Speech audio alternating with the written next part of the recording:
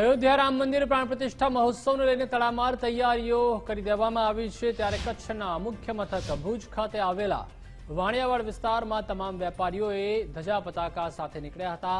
ભગવાન શ્રીરામની પ્રાણ પ્રતિષ્ઠા મહોત્સવને લઈને તમામ વેપારીઓએ ધજા દરેકને દુકાને જઈને આપી હતી। જય જય શ્રીરામના નાદ સાથે વાતાવરણ ગુંજી ઉઠ્યું હતું।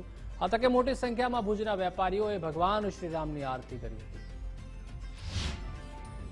વાણિયાવાડ વિસ્તારમાં આજે તમામ વેપારીઓ સાથે થઈ અને એક મહાઆરતીનું ભવ્ય આયોજન કર્યું હતું, જેમાં આદરણીય વિનોદભાઈ ચાવડા સાહેબ, આદરણીય દેવજીભાઈ, મહામંત્રી શ્રી દિલીપભાઈ, અમારા જૈન સમાજના આગેવાન અને સાતસંઘના પ્રમુખ સ્મિતભાઈ ઝવેરી, જીગરભાઈ છેડા, હિતેશભાઈ ખંડોલ, જગતભાઈ વ્યાસ, આ તમામ લોકો આજે સાથે મળી અને એક જ વાત, રામ રામ રામ, એના સિવાય કોઈ ચર્ચા જ નથી। સમગ્ર ભારત જ્યારે રામમય બન્યું હોય ત્યારે, જ્યારે ભુજની વાત હોય ત્યારે વેપારી મિત્રોને એક નવો વિચાર આવ્યો અને દરેક એસોસિએશન એક સાથે મળી અને વાણિયાવાડ વેપારી એસોસિએશન, જેને કહેવાય કે અમારું સૌથી વિશાળ એસોસિએશન એ વાણિયાવાડ વેપારી એસોસિએશન છે।